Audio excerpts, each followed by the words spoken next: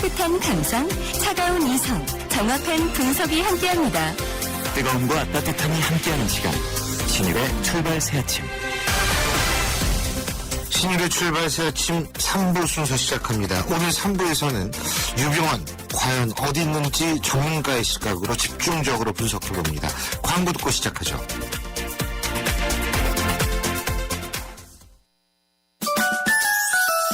우리 수학 성적이요? 당연히 걱정 없죠. 그렇다면 수학 실력은 어떨까요? 지금 아이의 수학을 진단해보세요. 정확한 진단과 처방이 진짜 수학 성적을 만듭니다. 스스로 수학.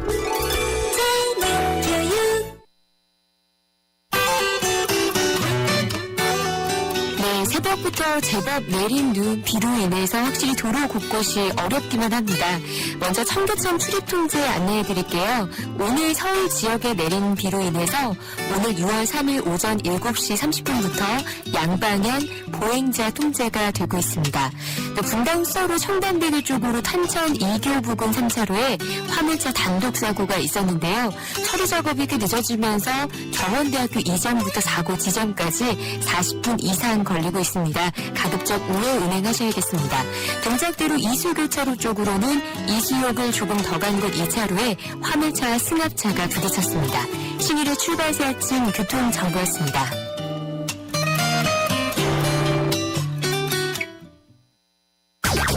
경제 컬럼니스트 정철진의 경제시선. 예, 오늘도 3부 경제 뉴스로 시작을 해보겠습니다. 정철진 경제 컬럼니스트 전화 연결되어 있습니다. 안녕하세요. 네, 안녕하십니까. 예, 오늘 첫 번째 소식 어떤 겁니까? 흔히 주식 투자할 때 어닝 시즌 이런 말을 하는데요. 예. 국내 기업들의 1분기 실적 발표가 모두 마감이 됐습니다. 그래서 어제 한국거래소와 한국상장사협회는 이를 바탕으로 연결재무제표를 제출했던 유가증권시장 12월 결산법인 569곳 중에서 502곳의 기업이죠. 502개 기업의 실적을 정리했는데요. 예. 1분기 매출액은 458조 4,409억 원으로 지난해보다 한 1% 정도 늘었고요. 예. 순이익도 19조 1,628억 원, 4.5% 증가했습니다. 반면에 영업이익은 25조 7,976억 원으로 한 1.5% 줄었고 매출액 영업이익률도 한 5% 정도로 해서 한 전년 대비 0.15%포인트 하락을 했습니다. 예. 흑자 기업이 전체 중에 73%, 나머지는 한 26%는 적자를 기록했는데 이게 좀 복잡하죠? 제가 좀 쉽게 요약을 해드리면요. 예. 국내 상장사들, 우리 국내 1월부터 3월까지 4곳 중 한 곳은 적자를 봤습니다. 그리고 1,000원을 팔아서 56억 원을 남겼고 이 중에 41억 원을 이제 순수하게 자기 금고에 순수하게 손에 쥐었다. 이렇게 생각하시면 됩니다. 그렇군요. 근데 이런 거 발표할 때마다 항상 나오는 말이 있는데 왜 그 대기업 쏠림 현상인가요? 이거 어떻습니까? 역시나 대기업 손상이 심했고요. 네. 정말로 더 심해지고 있습니다. 그러니까 네 곳 중에 전체 한 곳이라는 게 결국 대부분 대기업이라는 거잖아요. 그렇습니다. 전체 영업이익 가운데 상위 10개 기업이 차지했던 비율이요. 이 영업이익 중에서요. 벌어들인 돈입니다. 지난해가 60%였는데요. 네. 올해는 65.4%로 확대가 됐고 순이익도 62.4%에서 67%로 또 늘어났습니다. 예. 한쪽으로 말해서 10개 기업이 그러니까 우리나라 국내 시장의 한 70%를 차지한다 이렇게 볼 수 있는데 여기서 끝나지 않습니다. 더 들어가서 삼성전자와 현대차만 봐도요.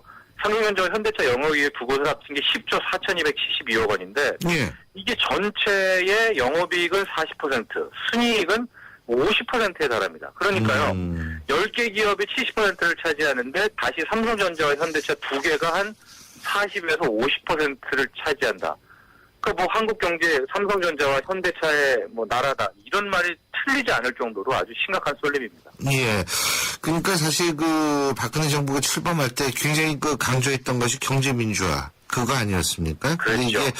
조금 후퇴된 거 아닌가 이런 얘기들이 많이 돌았는데 어쨌든 예. 이 틈을 기업들이 파고들었다 이렇게 볼 수 있는 거 아니겠어요? 그렇습니다. 이제 관련해가지고 또 일감 몰아주기 문제가 연관해서 있는데 예. 일감 몰아주기 이제 막자라고 했고 공정위도 나섰고 기업들도 우리도 일감 그랬죠. 몰아주기 안 하겠다 막 그러지 않았습니까? 예. 근데 이번에 관련해서 가치초 통계가 나왔었는데 전혀 개선되지가 않았습니다. 오히려 10대 재벌의 계열사가 일감 몰아주기가 154조 원을 넘어서요. 예. 역대 최고치를 기록했습니다. 아. 기업들을 좀 보면은 LG, SK, 롯데, 포스코, 한진 5개 재벌 그룹은 내부 거래 늘어났고요. 예. 그나마 반면에 삼성, 현대차, 현대중공업, GS, 한화 등 5개 그룹이 조금 감소했습니다. 그렇군요. 이게 이제 재벌닷컴이 10대 재벌 그룹의 내부 거래액 집계한 결과인데요. 뭐 혹시 통계를 보니까 이 10대 재벌 그룹의 내부 거래액은 154조 2022억 원. 1년 전보다 한 2% 가까이 늘어났습니다. 그렇군요. 자, 팝콘에 대한 뉴스가 있네요. 예? 네, 지금 아마 네티즌 사이에서 가장 뜨거운 뉴스고요. 뭐 그래서 1등인데 영화관 매점에서 거기 앞에 파는 팝콘 음료수 비싸다는 거 대부분 청취자 아실 텐데 비싸도 너무 비쌉니다. 이 한국 그럴 소비자 것 같았어요. 예. 단체협회가 CGV, 롯데시네마, 메가막스, 뭐 속칭 3대 멀티플렉스 영화관이죠. 예. 매점 상품의 원가를 분석해서 발표했는데요. 팝콘이요. 판매가 5,000원인데요. 예. 원재료 가격이 613원. 야, 10배 챙겨 먹었네요. 예. 8배가 넘죠. 8배 정도 되나요? 콜라는 판매가 2,000원에 원재료 600원입니다. 와. 대단한 폭리인데 예. 8배 뭐 이렇게 했는데 오히려 협회 측은 이번 조사에서 이런 이제 큰 영화관 매점은 대량 구매하지 않습니까? 그렇죠. 그러니까 실제 원가가 더 떨어질 수가 있다.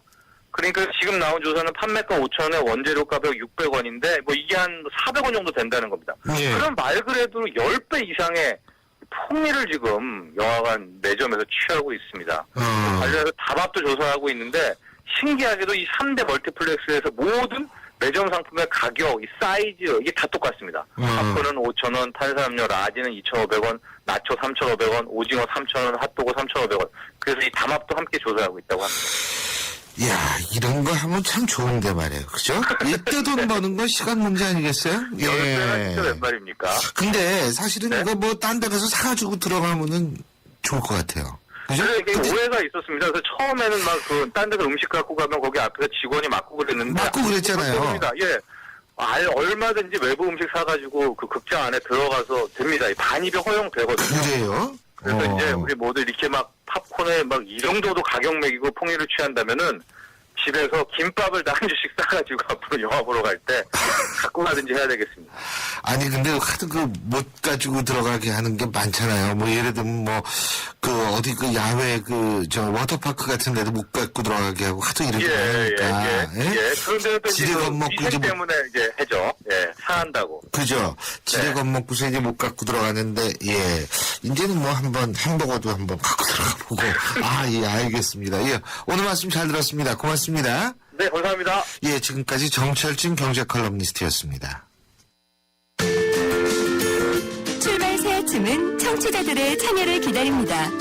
짧은 문자 50원, 긴 문자 100원의 문자 서비스 혹은 트위터 YTN 알스타트로 함께해주세요. 참여하신 분들 중 몇 분을 선정해 준비한 선물을 보내드립니다.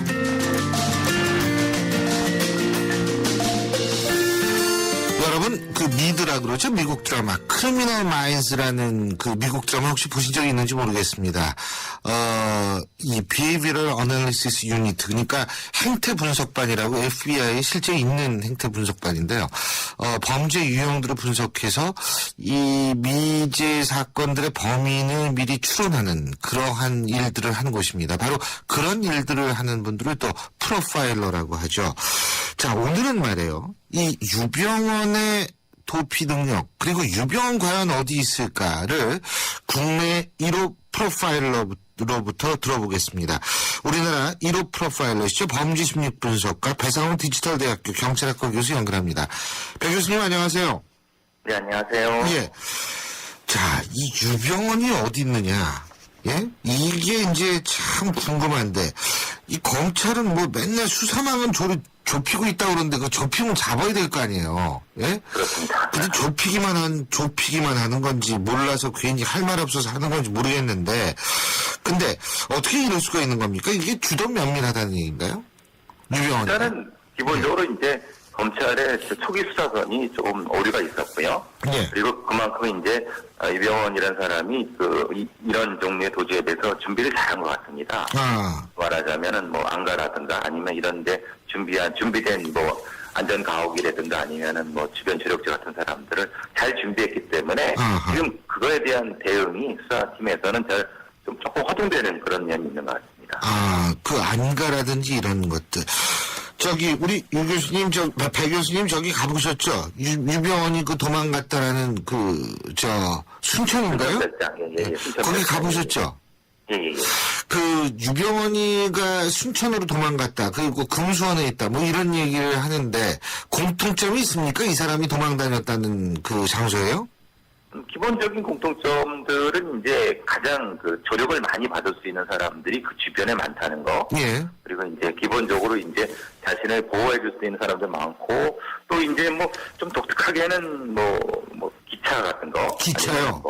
예, 철도 침묵 같은 거. 침묵이요? 평소에 이 사람이 그런 그 기차 수집이라든가. 예. 그런 쪽에 관심이 많았나 봅니다. 아. 그래갖고, 저 금수원도 그렇고, 그 순천 쪽도 그렇고, 그런 좀 독특한 특징이 있는 것 같더라고요. 지금 침묵을 말씀하셨는데 예. 어떤 침묵 가지고 뭘 했다는 거예요? 침묵 가지고 뭐 계단도 만들고 길도 이렇게 조경도 하고 예. 그걸로 여러 가지를 많이 했습니다. 그 집에다가 별장에다가. 그래서 보통 다른 별장 같은 그렇게 하는 데도 있는데 예. 문제는 그게 좀 비용이 좀 들어갔고 사실은 그렇게 딱히 그 선호하는 거는 아닌데 그 독특하게 그거로 장식도 하고 그랬더라고요. 그래서 그리고 이제 우리가 보시는 것처럼 금수원에는 기차 화차가 많지 않습니까? 여기 열차가. 순천 근처에도 기차가 있다고 그러더라고요. 그리고 남원에 있는 연수원에도 그게 있고. 그러니까 이 사람이 그 자기가 안전하다고 생각하는 어떤 그 공간에는 그거를 많이 갖다 놨습니다. 기차요? 예, 기차. 그래서 아마 저기 평소에 뭐 아니면 뭐 이제 본인의 어떤 그 심리적인 내적 심리 상태에서 그런 걸 좀 편안하게 생각한다든가 아니면 거기에 무엇인 어떤 심리적인 기제가 있는 그렇게 추정할 수가 있을 것 같습니다. 그러니까 그 기차에 대한 어떤 가치 부여를 이 사람이 하는 것 같다 이 말씀이시죠? 그런 것 같습니다. 그런 것 같습니다. 그게 다른 사람 어떤 다른 형태의 사람들은 자동차 같은 데에 가치 부여를 많이 하는 사람이 있고요. 네. 아니면 어디가에 뭐 인형이라든가 아니면 뭐 어떤 그림 같은 데에 가치 부여를 하는 사람이 있는 반면에 이런 것에 가치 부여를 하는 사람들이 또 있는 거죠. 근데 일반적으로 그런 가치 부여는 어렸을 적의 경험과 연관이 돼 있나요?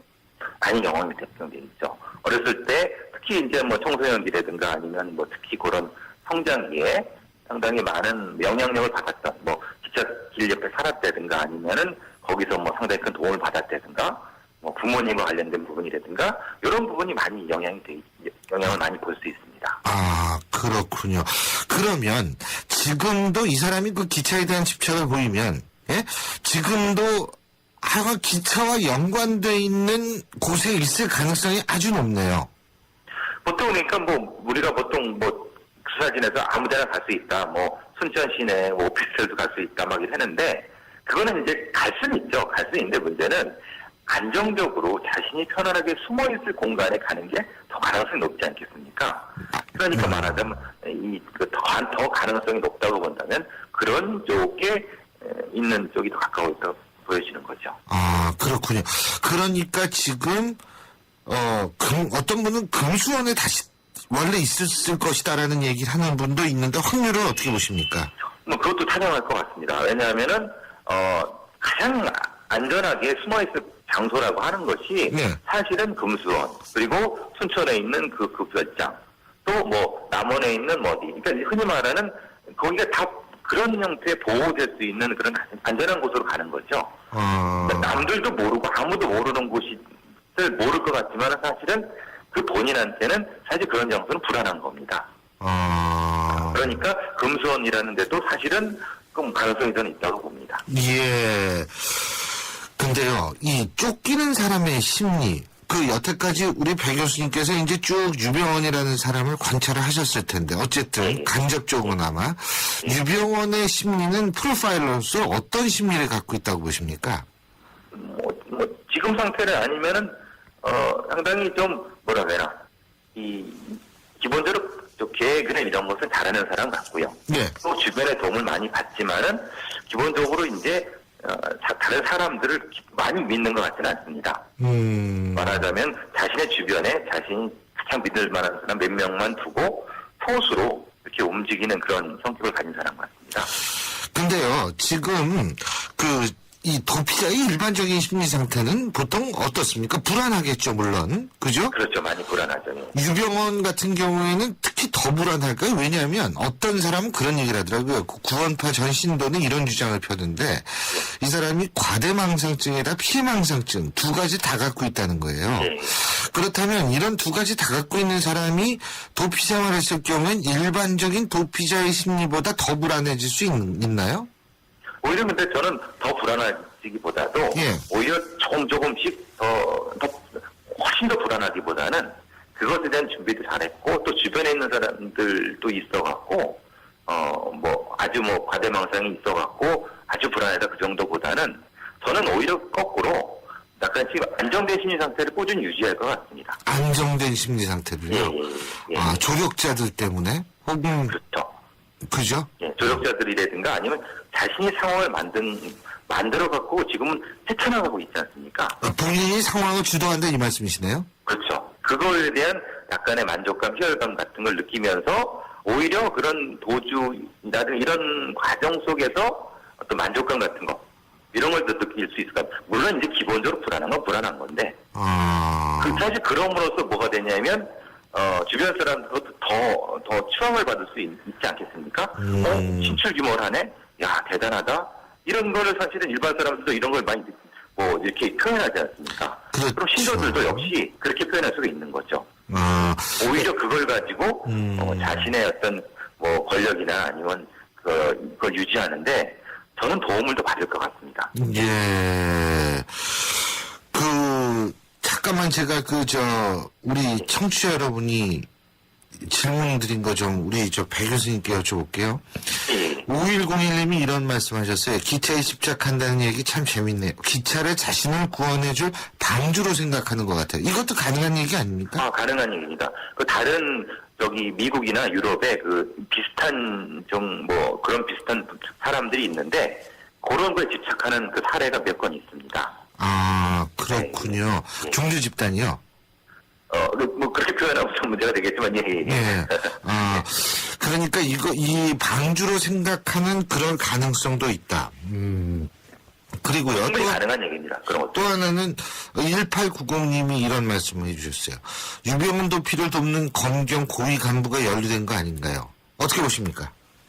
글쎄, 거기까지 생각하면 나라가 너무 더 떨어질 것 같은데, 최소한, 제가 보기에는 최소한으로 전직 수사기관원들이 어떤 도움을 많이 주고 있는 건 확실한 것 같습니다. 어떤 면에서 그렇게 생각하시죠? 왜냐하면 수사선이라든가 예. 이동선, 동선 같은 것들을 너무 잘 이해하고 있다는 겁니다. 그리고 현장에 있는 증거 취득이라든가 그걸 회피할 수 있는 이런 것들을 이해하고 있다는 것은 뭐냐면 적어도 그런 종류의 수사 경험이 있는 5년 이상의 경험이 있는 사람들이 전직이 이렇게 좀 조언이나 아니면 관여하고 있을 거라고 그런 건 거의 확실할 것 같습니다. 그런 면에서는. 그러니까 전문가 입장에서 볼 땐 이게 아마추어가 그냥 도망다니는 건 아니다. 그런 그건 말씀이시네요. 아니다. 프로의 냄새가 확실히 납니다. 근데 그게 이제 현직 고의냐 그거는 그건 알 수가 없죠. 예, 물어볼 수도 없고. 예. 근데 이제 그 흔적으로 봤을 때 분명히 프로적 경험을 가진 사람이 조언을 하는 건 맞는 거예요. 한 가지 예를 한 번만 들어줄 수 있어요? 예를 들면? 그런 프로의 냄새가 나는 예요. 그걸 말하자면 지문이 발견되지 않았다고 했지 않습니까? 별장에도 발견되지 않고 차에도 발견되지 않고 그거는 뭐냐면 지문이 찍힐 수 있는 공간이라는 게 사실은 수사해본 사람, 지문 취득해본 사람들은 알 수 있는데 거기서까지 안 받았다는 건 뭐냐면은 그걸 일부러 지웠거나 아니면은 그걸 거기에 찍히지 않게끔 행동했다는 거죠. 그렇죠. 보통 사람은 이렇게 실수를 하는데, 그거를 이렇게 좀 딱 닦으세요 아니면 피해서 이렇게 조언을 했을 좀 그런 느낌이 난다는 거죠. 예. 7712님은 이런 질문 하셨습니다. 저는 유병헌 도피 돕는 사람들의 심리도 궁금해요. 이것도 범죄 심리 아닌가요? 어떻습니까? 그렇죠. 범죄 연육이니까 그것도 범죄죠. 범죄인데 문제는 이제 그건 그 사람의 개인적인 사하겠죠. 유병헌이라는 사람은 어떻게 신격화하고 유병헌을 동일시하는 그런 어떤 심리가 분명히 있을 겁니다. 그렇군요. 그걸 범죄로 여기진 않을 테니까요. 예. 동일시한다고요? 예, 예. 유병원과 자신을 동일시요? 그렇죠. 그래서 대리 만족도 얻을 수 있고 뭐 이렇게 할 수 있다는 거죠.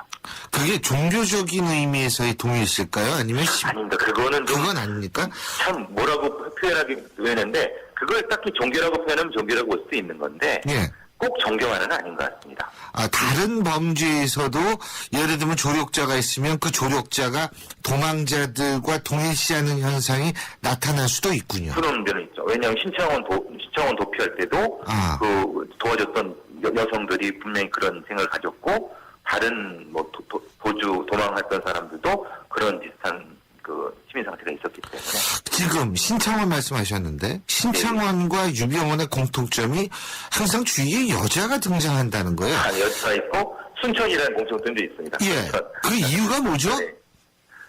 순천이요? 아니 여자. 아니, 여성요, 일단.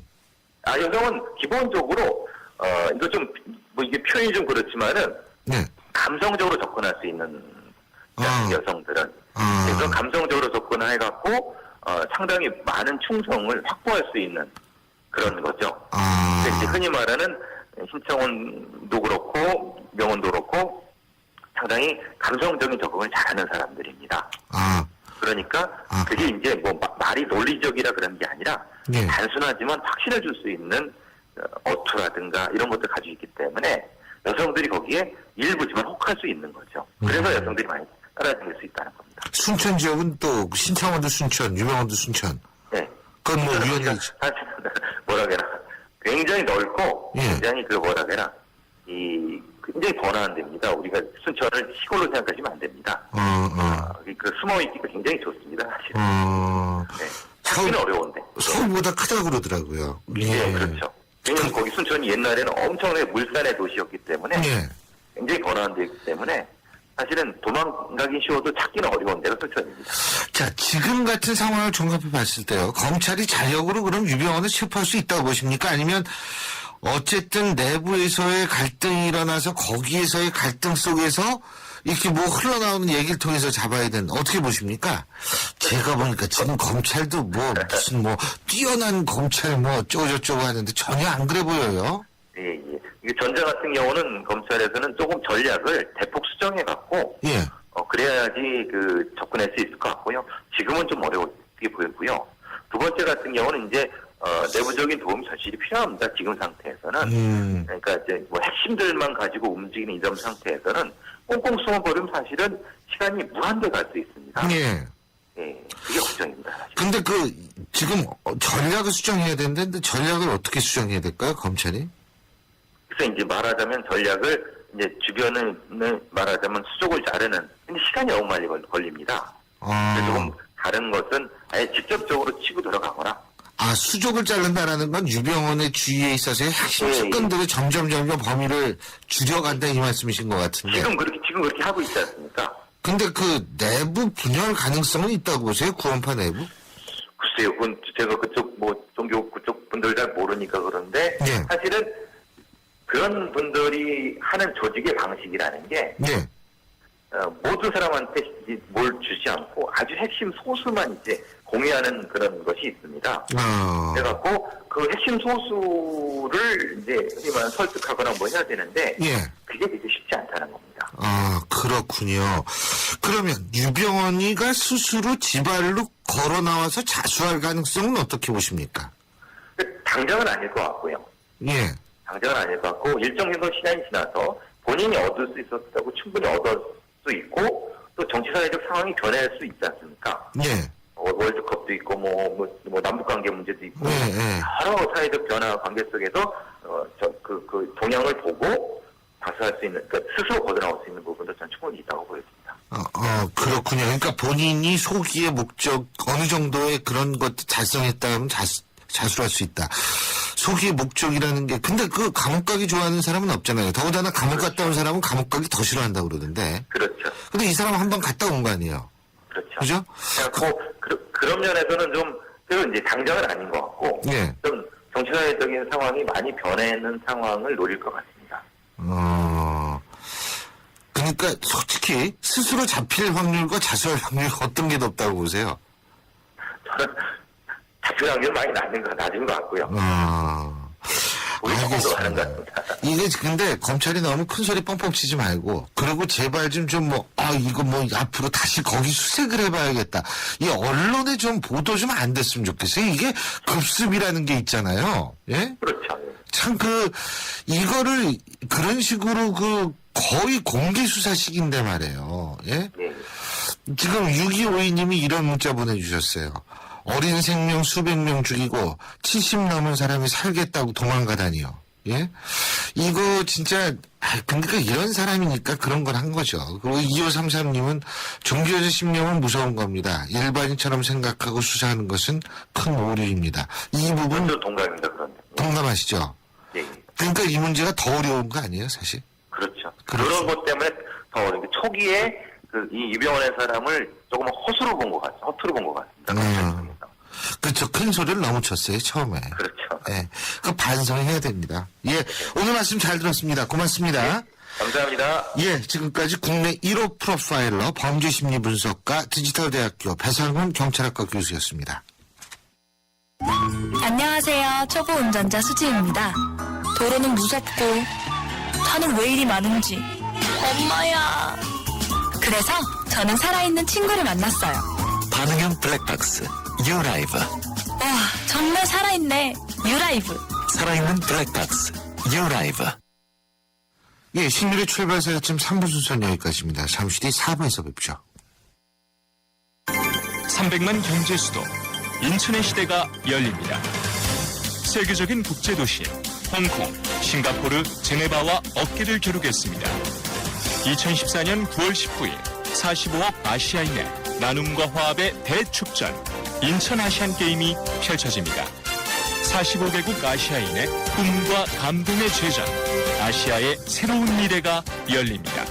2014 인천 아시안게임과 장애인 아시안게임을 나눔과 배려, 공감이 있는 아시아인의 축제로 모두가 행복한 인천, 시민과 함께 만들겠습니다.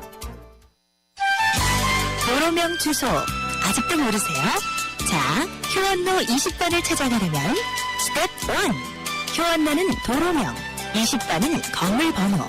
이때 건물 번호는 도로 진행 방향으로 왼쪽은 홀수, 오른쪽은 짝수. 스텝 2. 도로명 주소에 표기된 건물 번호 숫자에 10을 곱하면 건물까지의 거리가 나오게 되는데요. 그래서 효원로 20번이라면 같은 도로 시작점에서 오른쪽 건물 방향 200m 거리에 있다는 뜻이겠죠?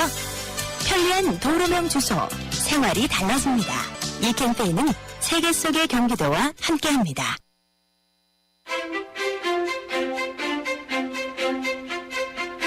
여러분은 지금 신율 교수가 진행하는 출발 새 아침을 듣고 계십니다. 신율의 출발 새 아침 4부 시작합니다. 매주 화요일 이 시간 세대와 시대의 봉우리를 넘어서 세시봉이 마련돼 있죠. 과거와 현재와의 대화다 이렇게 표현할 수 있는데요. 자, 오늘은 어떤 문제 가지고 얘기할지 지금 이 자리에 문사철의 강흥천 대표 나와 계십니다. 어서 오십시오. 네, 안녕하십니까. 예. 자, 육사지방선거 내일이신데 사전 투표하셨어요? 아닙니다. 저는 그냥 투표일날 바로 할 겁니다. 그죠? 예. 저도 사전 투표를 어떻게 하는지 몰라가지고. 그래서요? 예. 근데 제가 어제 오프닝 멘트에서도 그런 얘기를 했는데 이번 선거는 키워드가 가족이다. 예. 그게 뭐 여러 가지 의미가 있겠습니다만 세월호 참사를 통해서 가족의 중요성을 느끼는 측면도 있겠지만 예를 들면은 정몽준 후보의 아들, 박원순 후보의 부인, 그리고 고승덕 후보의 딸에 이르기까지 가족이 이렇게 또 중요 변수로 등장하는 선거도 없었거든요. 예. 근데 이게 가족 문제를 거론할 때 왜 가족을 건드리느냐 이런 얘기도 하지만 이게 공적인지 사적인지 모르겠어요.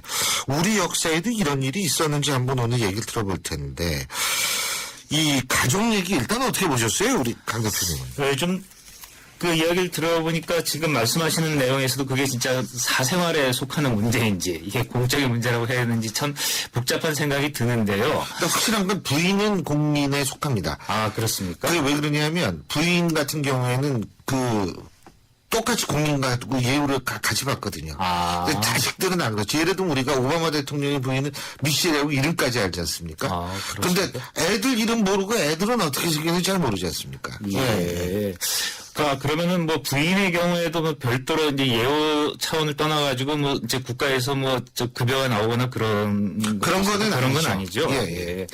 그래서 저는 좀 약간 좀 복잡한 심정이 들었는데 이게 우리가 조선시대하고 아직도 비슷한 점들이 많다라는 생각을 제가 많이 하거든요. 근데 제가 이 코너에 이제 출연한 게 벌써 한 4번 됐더라고요. 그래서 우리 김혜민 PD가 알려줬는데 이게 녹취를 해가지고 인터넷에 다 올리더라고요.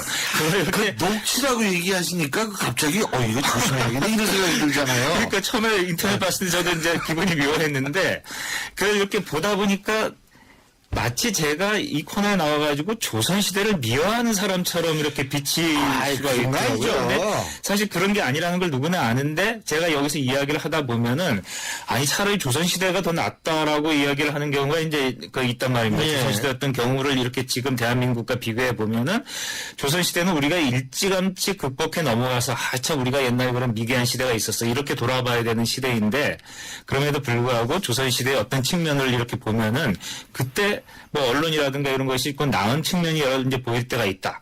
뭐 이제 이러면서 우리가 역사를 돌아보게 된단 말이에요. 그러면 사실은 그렇게 비교되는 대상이 되는 뭐 집권층이나 엘리트나 뭐 언론이나 이런 거는 그거 상당히 반성을 해야 되는 문제거든요. 그렇죠. 우리가 뭐 조선 시대가 차라리 낫다. 뭐 이런 말이 자체가 사실 이제 어불성설이긴 한데. 그렇죠. 근데 사실 이 가족 문제도 좀 제가 볼 때는 그 정치인과 가족을 연루시키는 이런 문제는 사실은 최대한 없어야 되는 그 문제란 말입니다. 현대 사회에서는 사실 그 가족이라고 하더라도 사실 아버지가 정치인이면은 그 아들은 뭐 다른 걸 할 수도 있고 서로 정치적으로 적대할 수도 있고 그 외에는 자유로운 개인의 연합을 추구하는 이제 이런 현대사 민주주의 사회에 살고 있기 때문에 가족을 어떤 필수 요소 그러니까 개인을 가족 속에다가 묶어 넣고 이렇게 바라보던 조선시대의 관행에서 우리가 벗어나야 되거든요. 그러니까 사실 이번에 그 캔디 공가요 고승덕 맞습니다. 따님의 그 SNS는 저도 봤는데 거기에 뭐 이제 일정한 진정성도 느껴지고 가까이서 고승덕 후보의 어쨌든 후보 자격을 이렇게 판단할 수 있는 이제 중요한 성인. 그 성인의 어떤 이제 견해가 올라왔다. 우리가 이렇게 봐야 될 문제라고 보거든요. 그거는 이제, 딸이 저렇게 말했을 정도면은 저 사람은 어떤 사람이야. 이렇게 이제, 판단할 문제는 아니죠. 가족이니까 그렇다라는 것이 아니라, 한 사람은 이제 가깝게 지켜볼 수 있었던 성인의 굉장히 이제 중요한 그 판단 자료, 이런 것이 이제 생겼다. 그러면 이제 거기에 대한 고승덕 후보의 입장은 어떤지, 이렇게 우리가 이제 보고 판단할 문제인데, 이게 마치 선거 이슈의 이제 전부인 것처럼, 그 가족 문제가 다른 걸 덮어버리는 사실 고승덕 후보가 누군지 교육감에 누가 나오는지도 모르다가 이걸 보고 이제 알게 된 사람들도 굉장히 많을 거란 말입니다. 이런 상황은 문제라고 봅니다. 그렇군요. 근데요. 역시 그 수신제가 치고 평천하라는 얘기는 맞는 것 같아요. 이게 집안에서 좀 이게 잘 돌아가야지 이게 어떻게 된다. 근데 그 과거 역사 속에서 정치 이것도 사실 가족 얘기잖아요. 따지고 본다면 조선왕족실로 이거 진짜 전주 이씨 가족 얘기 아니에요? 제가 좀 전에 말씀드렸지만 조선 시대까지는 그게 오히려 당연했던 거죠. 개인은 가족 속에서 의미가 있고 수신제가 치고 평천하라는 말씀을 하셨지만은 이 가족이라는 공동체로부터 개인이 분화가 되지 않았던 시대거든요. 오히려 가족 속에서 그 개인이 이제 평가를 받는 시대였고 지금 전주 이씨 말씀하셨지만 사실 저희 어머니도 전주 이씨지만 지금 서울에 종묘 있지 않습니까? 그 종묘가 전주 이씨의 사당이거든요. 이씨 왕가의 개인 그 집안의 사당이지만 그걸 사가의 사당이라고 그러지 않았거든요. 국가의 어떤 중요한 제사기구고 종묘에서 제례를 지내면은 이게 이제 말하자면 그 왕가의 조상들을 모시는 그들의 위패를 모시는 장소이기 때문에 개인적인 것일 수 있는데 그 가족의 장소를 국가 전체의 어쨌든 이게 전당으로 이렇게 생각을 하고 여기서 제사를 지내면 국가의 이제 그 제례로 이렇게 지냈단 말입니다. 그러니까 그때는 그런 것이 당연한 일이었던 시절이에요. 그런데 지금은 아까도 말씀드렸지만 자유로운 개인들이 부모 따로 자식 따로 이렇게 가는 거고 자식 교육 잘못 시켰다라는 것이 언제까지나 사실 혼례가 될 수는 없는 거란 말입니다. 그렇기 때문에 우리가 이번에 이제 문제가 되는 이런 그 문제들이 당연히 그 후보의 개인과 이제 일정한 연관은 있겠죠. 그래서 결론은 결국 같이 내려질 수 있다고 하더라도 예. 결론은 같은 결론이 나올 수 있다고 하더라도 우리가 거기에 접근하는 방식은 조선시대처럼 자식이 저렇게 말하니까 또는 자식이 저런 행동을 하니까 그 후보는 무조건 자격이 없어라든가 그 후보는 자격이 있어 이렇게 우리가 판단할 문제는 아니라 그것도 어떤 이 민주주의 시대 한 시민의 의견 그리고 그 사람을 잘 알고 있는 그런 사람의 의견이나 어떤 행위를 우리가 받아들여서 그걸 이렇게 판단하는 그런 자세가 좀 필요하다고 생각합니다. 근데 그 과거에 말이에요. 그 가족 문제 때문에 관직에서 물러나거나 책임졌던 사례가 있습니까?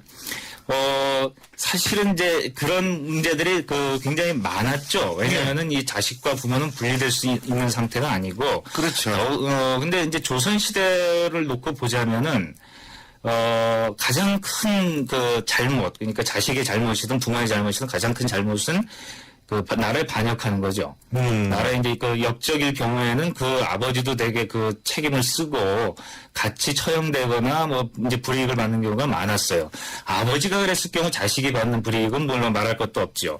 그런데 이제 그런 경우에 가장 심하게 다가오는 거는 자식 문제로 가장 이제 골머리를 앓고 피해를 입은 거는 사실은 왕들이라고 볼 수 있는 거죠. 예. 그러니까 왕은 그 집안이 대대로 왕위를 이어나가야 되는 이제 로얄 패밀리 아닙니까? 그렇죠. 그렇기 때문에 다각도에서 사실은 그 사적인 영역을 넘어서 개인적으로 이제 이 개인적인 영역을 넘어서 공적으로도 판단의 잣대가 아주 이제 엄하게 들이대게 되는데, 예. 그러니까 예를 들어서 자식 때문에 좀 피해를 본 사례를 보면은 당장 조선을 세웠던 태조 이성계가 자기 아들 이병헌 때문에 사실은 거의 왕위에서 사실상 쫓겨났다시피 예. 해가지고 꼴 보기 싫다고 함흥까지 옥새 들고 예. 이렇게 이제 도망갔던 거 아닙니까? 그런 경우도 있고 태종 이방원도 자기가 이제 자기 후계자로 세웠던 자기 아들 양녕대군이 예. 이렇게 좀 왕세자로서는 이제 적절치 않은 행동도 하고 하니까 그 때문에 사실은 왕으로서의 체면을 상당히 구겼던 거죠. 그리고 이렇게 뒤로 가면은 영조 때도 사도세자가 사실은 이제 구설수에 오르면서 아주 큰 피해를 입지 않습니까? 예. 그러니까 조선시대에는 왕이나 아니면 사대부들을 막론하고 간에 자식과 연루돼서 부모가 피해를 입거나 때론 귀향도 가고 목숨도 잃고 이런 일들이 부지기수로 많았다고 봐죠. 예.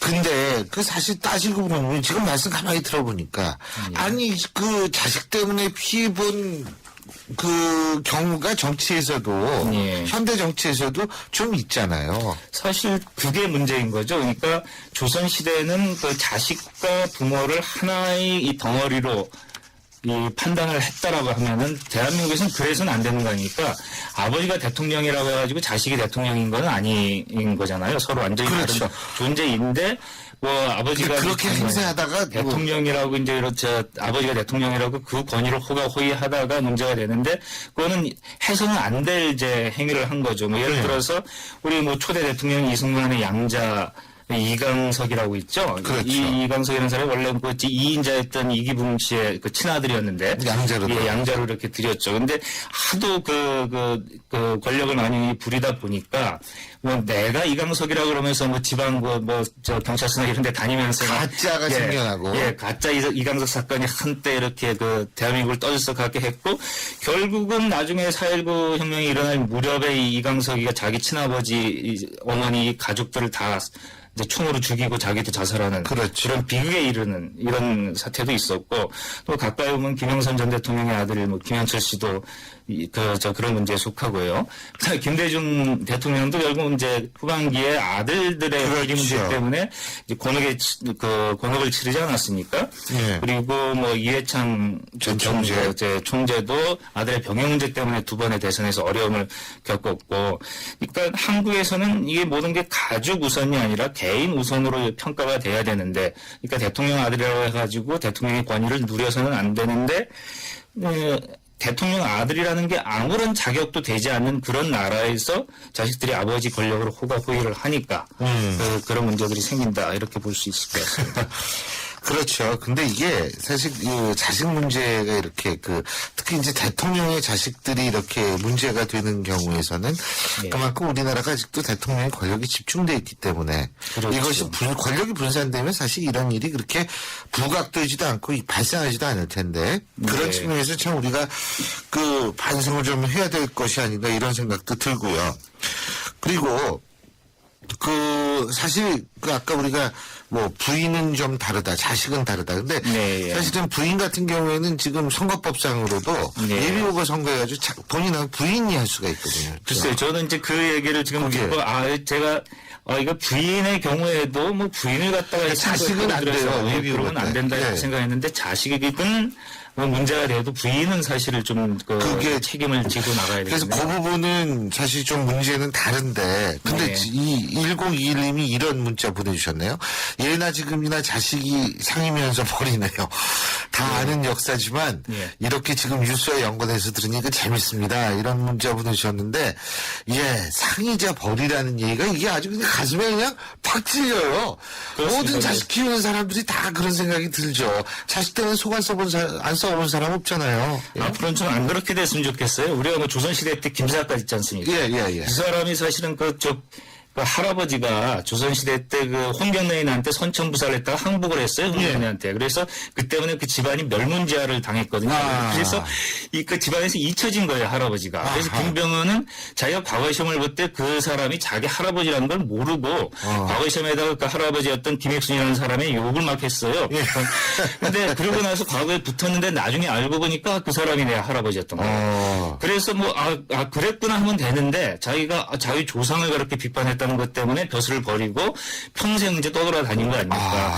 사실 이게 뭡니까? 사실 그렇군요. 조선시대에는 사실 그런 게 윤리라고 했어요. 그러니까 할아버지가 잘못해가지고 잘못하면 자기 집안에서 그 할아버지 기억도 지워지는데 할아버지 몰랐던 할아버지를 비난했다고 해가지고 자기가 평생 벼슬도 안 하는 이런 시대의 윤리는 지금 대한민국 시대는 안 맞죠. 우리가 조상 때문에 또는 자식 때문에 불이익을 당하는 일은 최소화시켜야 되는 게 민주주의 사회의 윤리라고 보거든요. 그러니까 내가 자식 교육을 잘못시켰다. 그렇지만 자식 잘못되는 게 다 부모의 책임만은 아니란 말입니다. 그렇죠. 그러니까 맞습니다. 그 자식은 자기 결정권이 있는 사람이고 특히 성인인 경우에는 그렇기 때문에 물론 그 자식이 문제를 일으킨다라고 한다면은 이게 뭔가 같은 문화권에 사는 사람으로서 이 문제는 뭔가 문제는 있겠지 해서 당신은 도대체 어떻게 생각하느냐 우리가 이렇게 물어볼 수는 있겠죠. 그래서 문제를 풀어나갈 수 있겠는데 자식이 저 모양이니 또는 자식이 저렇게 말하니 이거는 보나마나다 이렇게 접근할 문제는 아니다. 그거는 봉건적 가족윤리 조선시대까지 적용되는 그런 윤리에 우리가 아직 이렇게 묻혀 있는 거고 사실 그보다 훨씬 중요한 이슈들 이 후보들의 자격을 가리는 이슈들은 훨씬 더 많다 이렇게 생각이 되네요. 알겠습니다. 오늘 말씀 여기까지 듣죠. 고맙습니다. 네, 감사합니다. 지금까지 문사철의 강인천 대표였습니다. 우리 수학 성적이요? 당연히 걱정 없죠. 그렇다면 수학 실력은 어떨까요? 지금 아이의 수학을 진단해보세요. 정확한 진단과 처방이 진짜 수학 성적을 만듭니다. 스스로 수학.